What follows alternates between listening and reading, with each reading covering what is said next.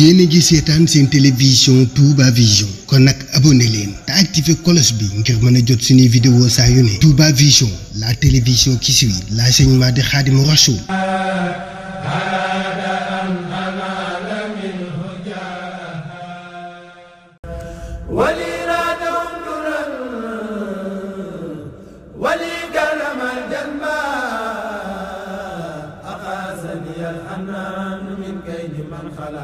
وسالكنا للخل لي بر ما ينبى ربا وادي وأغناني وأكرمني ربا رضيت عن المولى تعالى الذي ربا وادي وأغناني وأكرمني ربا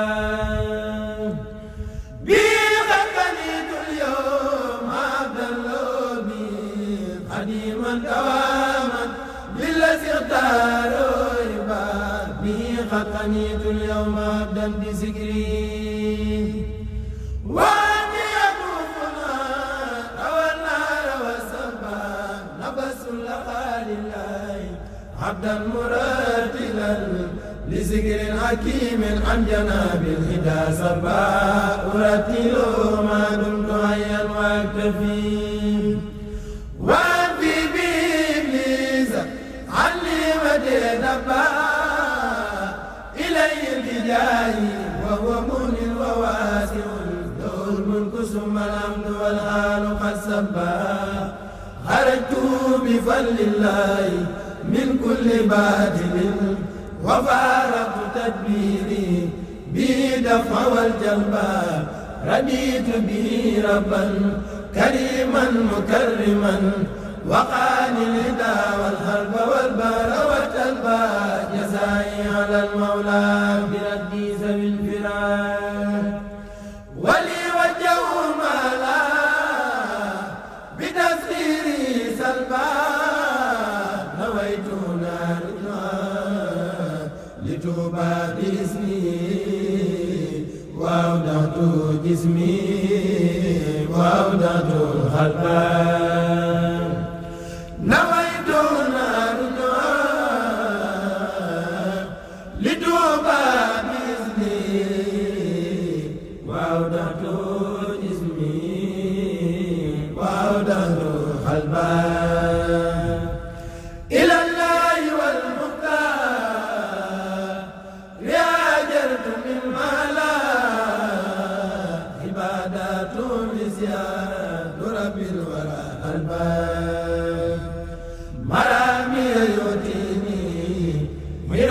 مقدم خديم له ملك عوسخ والخرباء نجاتي من الأعداء والبار والبلاء غريبا وحيدا من عزيز ملا الجربان. Ici, il est venu présenter aussi sur cette même délégation. Là, ici, c'est Seigneur Ahmadou Mbacké.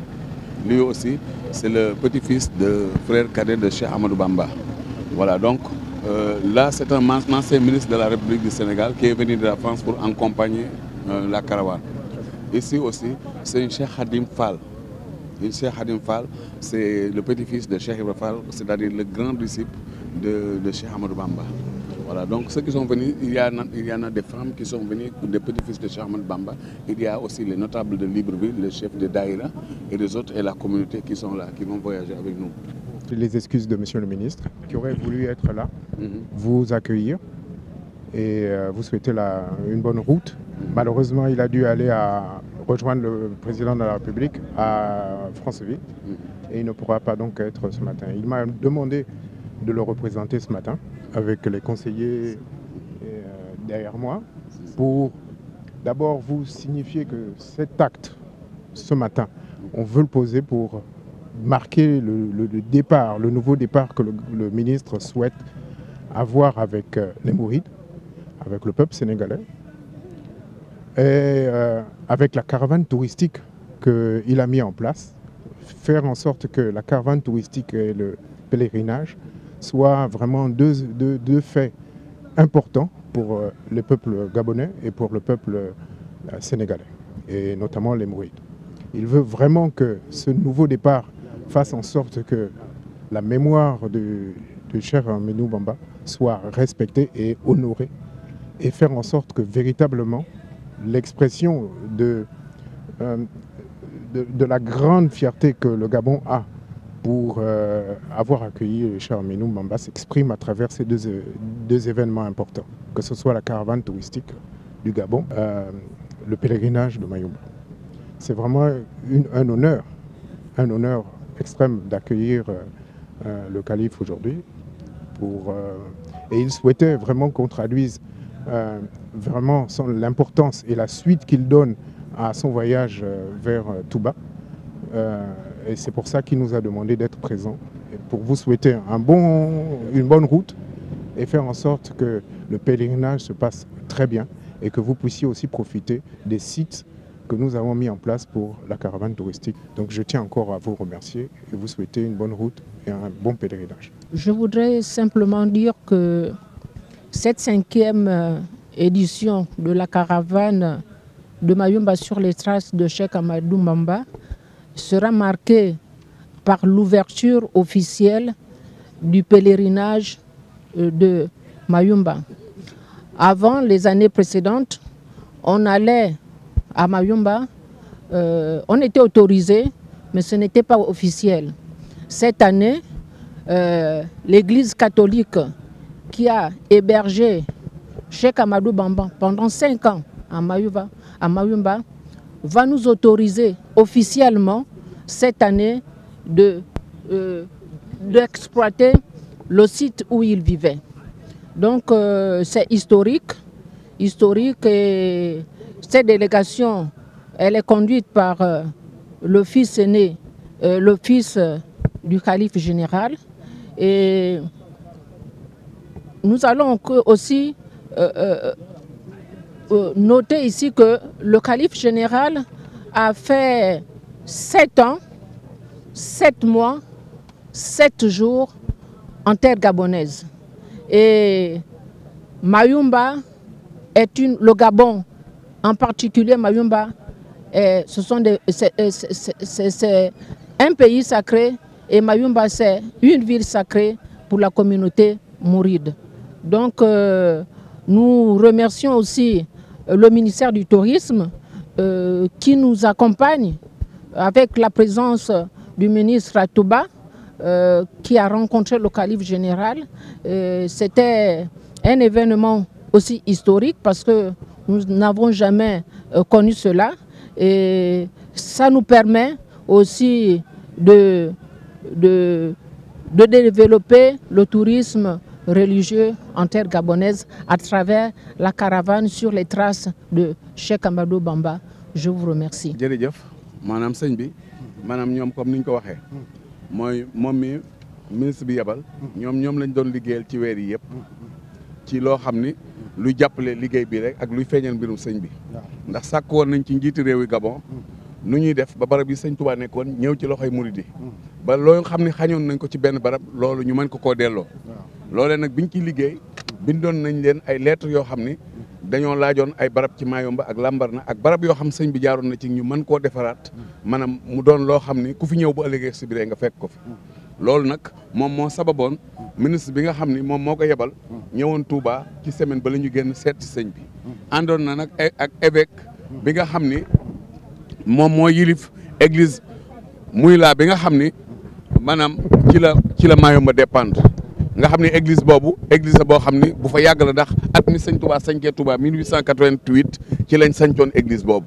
nga xam ni foofu la sëñ Touba nekkoon juróomi atam yooyu moom labbe boobee nag àndoon na ci délégation bi ak maire dëkk bi maire dëkku Mayumba ñëwoon na boo xam ni wax ni ma ko waxee woon Touba sët la ci Samori Touré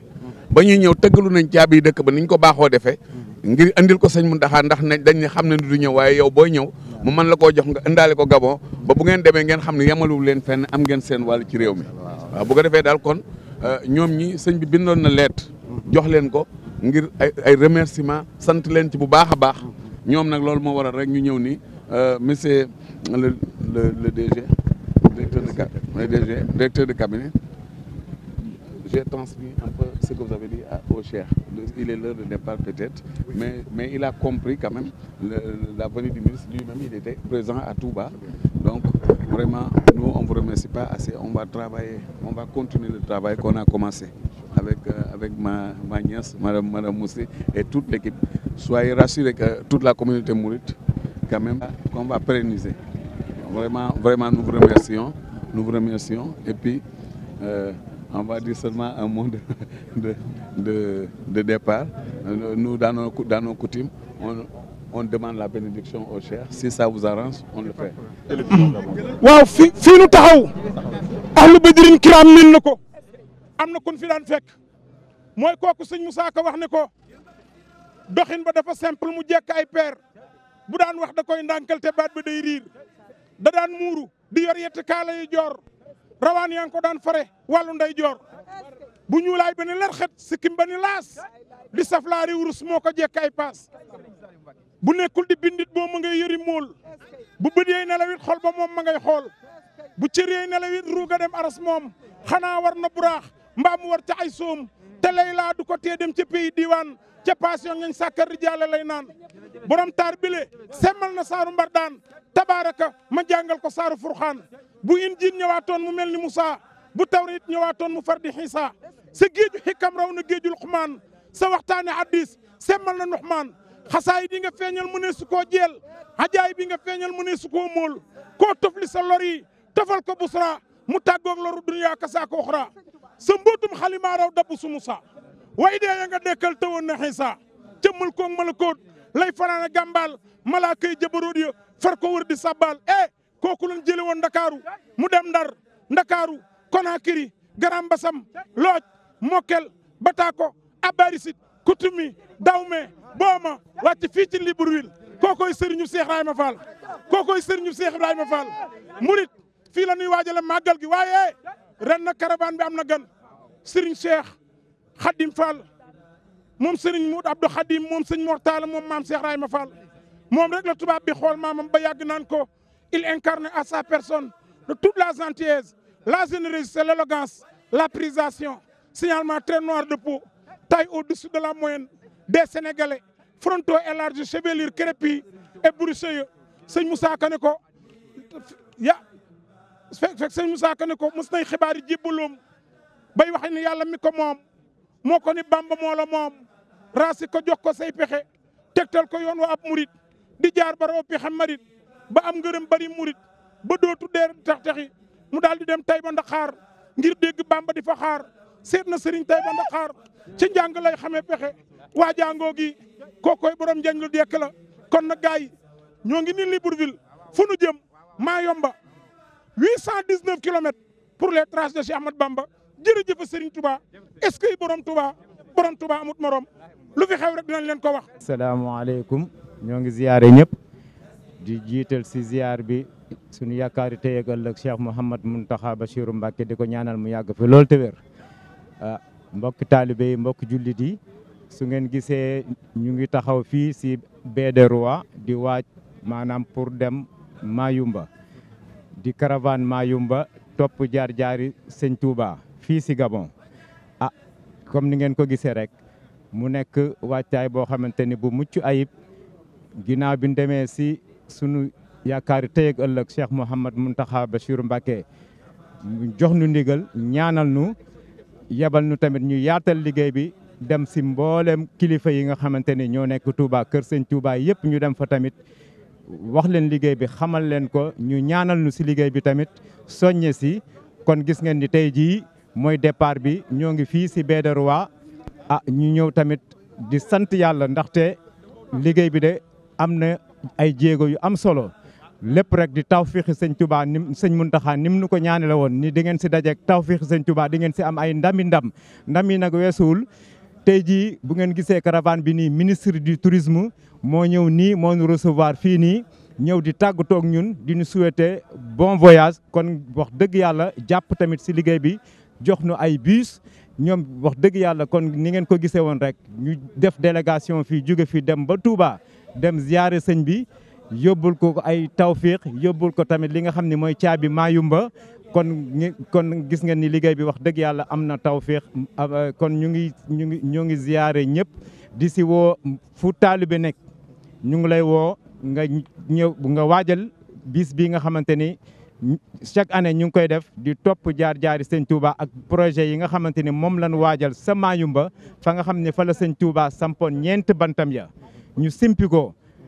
tey jii suñu yéene mooy murit yëpp rek ñu waaj dem Touba sampal ko fa ñeentu sooro ba juróom ndaxte loolu di nekk li nga xamante ni sëñ bi dina kawe lool waaw ndaxte. ginnaaw loolu mën nañu xam programme bi nan la nar a tëddee bis yi ñaata bis la ñu war a toll nombre de personnes yi par exemple ak programme bi itinéraire bi combien de kilomètres la ñu war a daw pour ak bunte programme. waaw programme bi ni muy tëddee nii ñu ngi fiy départ rek ni ngeen ko gisee démb la programme bi commencé mu nekkoon cérémonie officielle bi fii si Libreville tey jii bu ñu xëyee nag ñu ngi war a départ pour dem Mayumba. bus yi nombre de bus yi toll na fi mu nekk ni si juróom-benn jàpp juróom-ñaari bus nombre oto yu ndaw yi moom mënuñ koo wàññi ndax gis ngeen mbooloo mi ni mu bëree donc tawfeex yaakaar naa ni daaw bi ñuy dem tolloon nañ si ñeenti bus waaye ren bu ñu demee ba toll si bus nombre bus yi ni kon ñu gis ni liggéey bi wax dëgg yàlla mu ngi jëm kanam comme ni ngeen ko xamee rek ndaxte liggéeyu sëñ Touba moom ay mbiram amul tànk ginnaaw tànk kanam rek la jëm. distance bi tamit Mayumba dafa sori 800 kilomètres di war nañoo parcourir 800 kilomètres en passant par Lambaréné ñaari fan nag lan fay def incha allah bu ñu demee tamit foofu tamit autorité ya ñu ngi ñuy xaar foofu noonu ñoom tamit ñu ngi ñuy waaj a di ñu xaar ak évêque baag lépp maanaam labbe baag évêque ba nga xamante ni ñoo ñuy dalal sa mission ba. autorité bi nga xamante ni mooy maire bi tamit ñu ngi nii xaar war nañ fa am cérémonie officielle jàngkat yi nga xamante ni tamit ak waxtaankat ak conférencier ñëpp rek programme bi ñi nga xamante ni ñi jóge Sénégal incha allah suba programme bi noonu lay tëddee.